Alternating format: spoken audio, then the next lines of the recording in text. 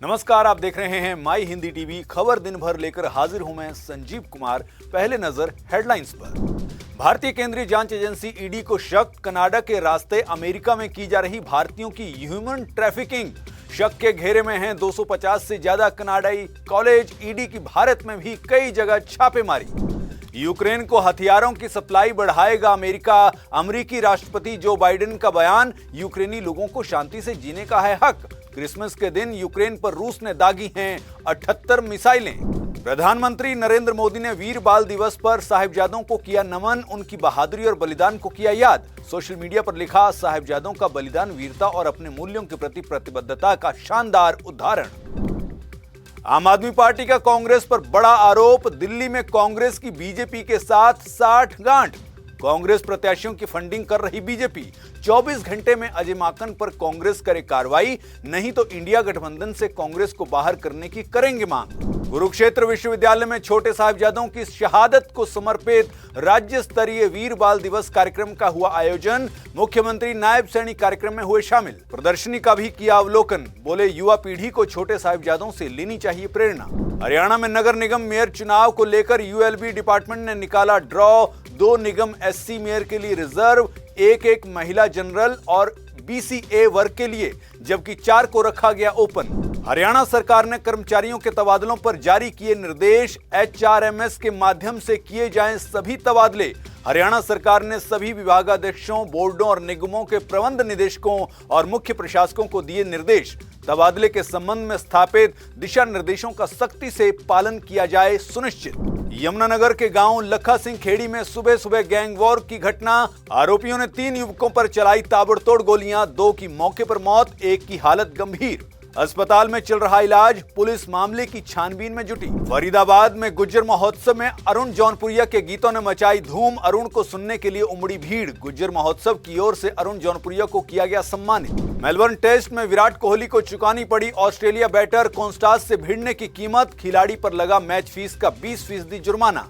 Match के दौरान कोहली ने मारा था कोंस्टास को धक्का। दोनों के बीच हुई थी बहस। और हिमाचल प्रदेश में 27, 28, 29 दिसंबर को फिर से बारिश और बर्फबारी की संभावना। मैदानी इलाकों में भी बढ़ेगी ठंड। हरियाणा, चंडीगढ़, पंजाब में भी पड़ सकता है हिमाचल में बदले मौसम का असर। अब बात उन खबरों की जिनका आपके लिए विस्तार से जानना जरूरी है। इसमें सबसे पहले बात कनाडा की। भारत की केंद्रीय जांच एजेंसी ईडी को शक है कि कनाडा के रास्ते अमेरिका में भारतीयों की ह्यूमन ट्रैफिकिंग की जा रही है। ईडी ने इस मामले में कनाडा के 260 कॉलेज की भी संदिग्ध भूमिका पाई है। ईडी ने बुधवार को बताया कि एक इंटरनेशनल सिंडिकेट की ओर से इस वारदात को अंजाम दिया जा रहा है। आपको बता दें कि 3 साल पहले 2022 में एक गुजराती परिवार की अवैध तरीके से कनाडा के रास्ते अमेरिका में घुसते वक्त मौत हो गई थी। बॉर्डर पार करवाने वाले तस्करों ने इन्हें -37 डिग्री सेल्सियस की बर्फीले तूफान के बीच छोड़ दिया था। इस मामले में अहमदाबाद पुलिस ने एफआईआर दर्ज की थी। इस एफआईआर में भवेश अशोक भाई पटेल और कुछ अन्य लोगों को प्रिवेंटिव मनी लॉन्ड्रिंग एक्ट यानी पीएमएलए के तहत आरोपी बनाया गया था।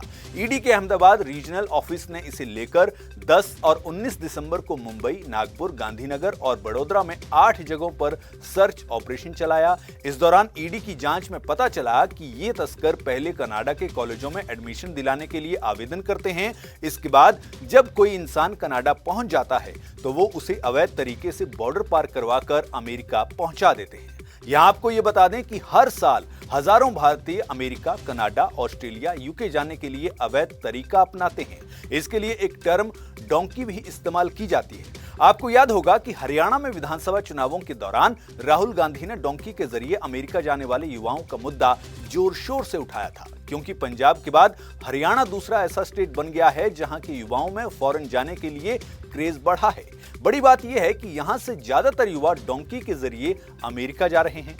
हरियाणा में कई जगह तो हालात ऐसे हैं जहां गांव के गांव खाली हो गए हैं, क्योंकि युवा विदेश चले गए हैं। बहरहाल, भारत से अमेरिका की दूरी करीब 13,500 किलोमीटर है। हवाई यात्रा से यहां जाने में 17 से 20 घंटे लगते हैं। हालांकि डोंकी रूट से यही दूरी 15,000 किलोमीटर तक हो जाती है और इस सफर में महीनों लग जाते हैं। फिलहाल देखना यह है कि ईडी की जांच में क्या कुछ निकलता है, और देखना यह भी होगा कि इस जांच के बाद क्या डोंकी रूट के जरिए विदेश जाने वालों पर कोई रोक लग पाती है या नहीं।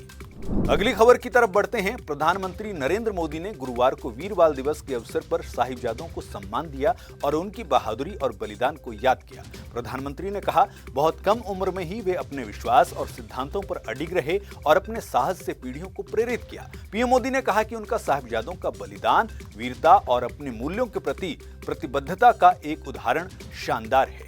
उन्होंने कहा कि हम माता गुजरी जी और श्री गुरु गोविंद सिंह जी की बहादुरी को भी याद करते हैं। नई दिल्ली में भारत मंडपम में इस मौके पर कार्यक्रम आयोजित किया गया, जहां पीएम मोदी ने 14 राज्यों के 17 बच्चों को संस्कृति, बहादुरी, नवाचार, विज्ञान और प्रौद्योगिकी, सामाजिक सेवा, खेल और पर्यावरण जैसे क्षेत्रों में असाधारण योगदान के लिए पुरस्कार से सम्मानित किया।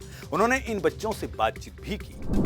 बढ़ते हैं अगली खबर की ओर। कुरुक्षेत्र विश्वविद्यालय के सभागार में छोटे साहिबजादों बाबा जोरावर सिंह और बाबा फतेह सिंह की शहादत को समर्पित राज्य स्तरीय वीर बाल दिवस कार्यक्रम का आयोजन किया गया। इस कार्यक्रम में हरियाणा के मुख्यमंत्री नायब सिंह सैनी ने मुख्य रूप से शिरकत की। इस मौके पर उन्होंने राज्य स्तरीय प्रदर्शनी का अवलोकन भी किया। इस मौके पर सीएम नायब सैनी ने कहा कि देश और धर्म पर कुर्बान होने वाले छोटे साहिबजादों की याद में आयोजित कार्यक्रम में आने का मौका मिला। इन साहिबजादों की शहादत की कहानी को जितनी बार जानें और याद करें, उतनी ही बार प्रेरित होंगे। उनका इतिहास और अमर गाथा सुनहरे अक्षरों में लिखी हुई है। खेलने की छोटी उम्र में इतनी बड़ी कुर्बानी देकर देश, कौम और धर्म को बचाने का काम छोटे साहिबजादों ने किया। वहीं उन्होंने कहा कि थानेसर से लेकर यमुनानगर तक मार्ग का नाम बाबा बंदा सिंह बहादुर और पंचकुला से लेकर पांवटा साहिब तक सड़क का नाम गुरु गोविंद सिंह जी के नाम पर रखा गया है। मुख्यमंत्री नायब सिंह सैनी ने कहा कि बीजेपी सरकार ने सिख इतिहास को आगे बढ़ाने के लिए काम किया है।